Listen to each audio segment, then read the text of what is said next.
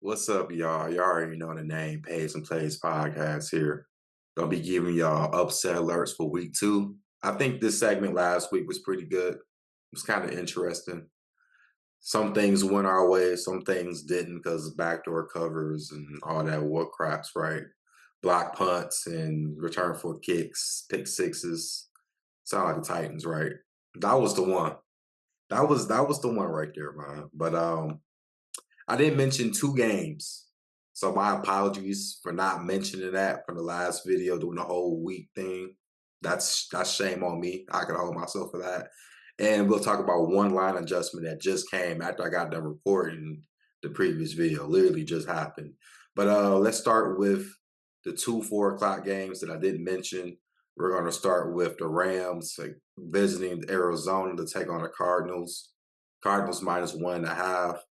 This is the upset alert, I guess. Rams to win the cover.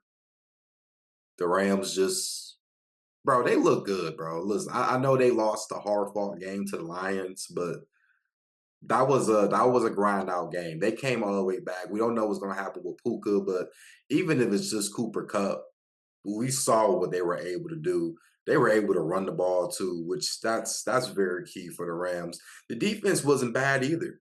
Young team on defense, but they contribute. They came right away. Jared First looking very good. And the Cardinals, I like Murray. But now I'm going to say it's y'all defense because you blew a 17-3 lead. Right, crazy. Rams came back from a 17-3 lead and lost in overtime, though. Cardinals was up 17-3 and not only almost blew the whole cover, but they came back, thankfully, for that kick, that dynamic, that's what they call it, the dynamic kick return. So thankfully for that, they kept it close. And obviously them having the ball with, seconds left of the clock. But I just think in this game, the Rams with McVay and him, trust me, bro, I think they win this game, bro. So give me the Rams in a slight upset. And the next one, we have the Cincinnati Bengals traveling to Kansas City to take on the Chiefs. Chiefs is -6 point favorites. I got the Bengals to cover, Chiefs to win. I just think Burrowhead keeps this game close, man. After the shitty performance, which I kind of expected from last week, I mean, is T. Higgins going to play? I think that's really the thing. The run game is a little. I mean, I like Zach Moss, but they're a little iffy on the run game. The defense did what they were supposed to do. Honestly, I will say that against New England, they held them to 13 points or something like that, or 16 points. So it wasn't like they scored that much anyway. So with Kansas City, we just know they don't cover these big type of numbers. And I just expect Burrow to have a good game. I'm not saying he's going to win, but when it comes to Kansas City, the games are usually close when it's Joe Burrow as quarterback. So give me the Bengals to cover, but I'll take the Chiefs to win. And now we'll go to the whole overall slate. No, one more thing I didn't mention, like I said, line adjustment. The Commanders just went from -2.5 to -1.5. I'm definitely taking the Commanders here. I don't see the Giants upset nobody. Not with Danny Pennies as quarterback. So yeah, take what I said from the week two spread video, and now add a little bit more to that. Now that they -1.5, I definitely will be taking the Commanders, even with the rookie quarterback. All right, now Bucks +7 against the Lions. Yes, I'm taking the Bucks +7. I know the Lions are now a favorite, right? I mean, they won. They won Sunday night, a hard fought win. They did barely cover. That's why I said just take Lions on the money line. I don't know about 3.5. I think at one point it was at 5 before the game started, right? So that closing line value was crazy. But this is a team that's never been in this pedestal to where they're a Super Bowl contender. So when you are a Super Bowl contender, a lot of times you are now the favorite. And you being a 7 point favorite to a team that, yeah, last year you beat them in the playoffs. You beat them in the regular season. But there's problems still with the Lions that I want to get in depth to this video about that I'm taking the 7 with the Bucks. Your secondary still is not good. Aaron Glenn, oh, Aaron Glenn, he's a good defensive. No, he's not. You are a corner, an all pro corner, and you're supposed to be specialty in secondary.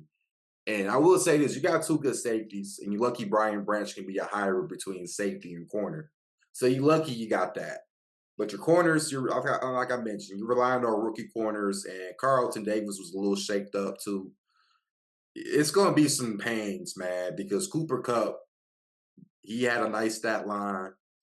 Puka Nukuka, before he had got hurt, had a nice stat line. And listen, this Lions team got ran on a little bit when it mattered. Tampa Bay can run the ball a little bit more. We saw what Mike Evans can do against the Lions in the playoffs. He was the reason why they were in that game.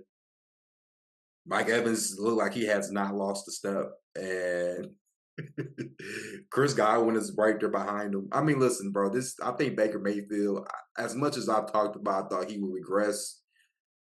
He did come in slanging hot off rip. And, we usually don't see that from Baker Mayfield. So, close game.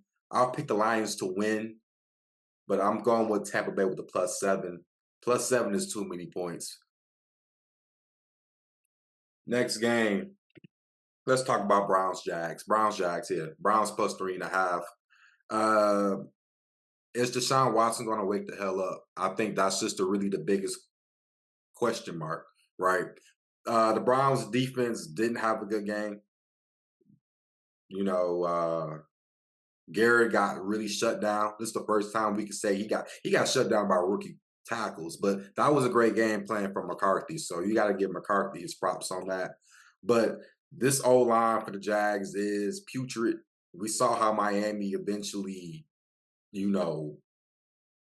mean, that D line don't have much of experience like that, and they were able to make plays. So I'm expecting Myles Garrett to just cause ruckus. If he calls ruckus in this game, as long as Deshaun Watson is average, bro, dude can do. If you go one touchdown, one interception, as long as they move the ball down the field, bro, as long as there's a couple touchdowns, some field goals, they should be able to win this game against the Jaguars, bro. It's really on Deshaun, bro, because that performance was just awful against the Cowboys with him. I have to almost think I think he's pretty much damn near done in his league. Next one. Yeah, I'll talk about it. Why not? Panthers, Chargers. Panthers got blew the hell out first game with Canales, the head coach. Chargers successfully won against, the Raiders with Harbaugh. Listen, this Panthers team, I always say this. When you get blew out, you usually do better the next week. And this is what I'm pretty much thinking. But it's really up to Bryce Young too, right? Because, bro, he just looks scared in the pocket, bro. Like, I know he's not in Alabama no more, and that's probably what it is too. When you are around other good caliber talent players, you usually feel comfortable, and it's not really much you got to do. But they need to. I don't think they win this game. I might be going overboard trying to vouch for the Panthers, but 6.5 is a lot when you look at it. And this defense, man, this defense should probably be more woke up than the offense. I always expect the defenses to be a little bit more better than the offense in the first few weeks ahead. Panthers defense didn't do nothing, but I think they didn't expect Derek Carr to go crazy either, though. So if they can at least contain that run game from the Chargers, which that is what got the Chargers going last week, if they can kind of contain that to a degree, then I think they have at least a dire chance to win this game. Next game, we are going to be talking about the Las Vegas Raiders +9.5. Yes, they play Baltimore. 9.5 is a lot of points. When you have a good D line, I mean, Crosby and Wilkes didn't play a bad game. They played a hell of a game, especially that first half. Oh, Crosby was in the backfield every other play. And that's the type of guy you need with Wilkes, especially when you got Lamar that can run out the pocket and Now, other than that, right? We know the linebacker core is mid, and the secondary for the Raiders is not it. So I think that's the caution part. But with the Ravens, I've already said it, man. You got to get Derrick Henry more involved in this game. Is because I don't want to have to really make my point on this guy this year that he's washed. I hope he's not. But if I'm right, then I'm right on that one. And I just think the Ravens need to wake up. Because now you got to worry. Look, you couldn't handle Xavier Worthy and Rasheen Rice. So you think you're going to be able to handle Devontae Adams? And Devontae Adams got his against the Chargers. Best believe you could watch the game. He got his stats against the Chargers. If you can handle Worthy, bro, I have concerns about you having to deal with Devontae Adams. Unless you're going to have Kyle Hamilton somewhere around the area making sure he ain't doing what he got to do. But I will say this, though. If you do like the Ravens, take it in a 7-point teaser, drop it down and make it 2.5. Make it easy for your mental. And lastly, we'll talk about one more game, and then I'll tell you who I think will win outright. So the Steelers, they're -3, but they're going on the road to Mile High. We know how hard it is to play at Mile High. That altitude. I think Mile High is really the only real home field advantage because, you're out in that altitude. And if you're not playing in Denver or you're not in the AFC West, you're not just familiar with that altitude. But this game here, though, Steelers didn't score a touchdown last week. They scored 6 field goals. We'll take it because I did take Steelers money line. We'll take that. But Denver has been shown to score even when they had Bo Nix as a rookie, and it was kind of tough. They got that push last minute at 6, depending on whatever you got the number. Either you won or you lost. But they moved the ball with Bo Nix, and they scored with Bo Nix. Justin Fields, look, I just hope Russell Wilson isn't playing. I would rather have Justin Fields play again because they're going to mix the run and they're only going to pass when they need to pass. But you see, when it was like 3rd and 2, what they do with Justin Fields, shotgun, look around, do a draw, first down, give it to Harris, a couple plays. I mean, the game plan was it was good because what I think Pittsburgh mindset is going to be is, listen, as the defense, we got this. We need you to at least score 3, 7 points every here and there. We'll do the rest. And that is what Pittsburgh did against the Falcons. Now, granted, it was a big home field advantage technically to the extent with the Steelers because it was a ton of Pittsburgh fans there. And when I did say this, when you got TJ Watt, you saw what he did against the Falcons. You're always in the game when he's in the game. And I think that's the only concern with the Broncos. They just don't have the defense. So I feel like eventually Pittsburgh has to score a touchdown, right? And I think this might be the week, but this game is dangerous because it's the fact that it's at Mile High. And if you give me the teams to win outright as an underdog, obviously I said Rams. They're a slight underdog. So if I were you, go ahead and get that number now, or you can wait till it goes to the money line or plus. I think it was like -103, -104. So the money line is kind of in, but you rather do that to take a +1.5, right? I'd rather just pick them to win. So I would say Rams, Browns. I'll say possibly the Buccaneers because I told you about the. And let me mention something about the Lions too that I didn't really mention. Time management when it comes to MCDC, that's a problem because they were up 17. Was it 17-3 against the Rams? And it was all off running a rock, and then they stopped running the ball and they just kept passing. You look at it, once the Rams scored one touchdown, they wanted to start passing. I know I'm not crazy for realizing that because he did this against the 49ers, and look how that happened, right? So that's also a concern is really the coaching management for MCDC because that can creep up on you.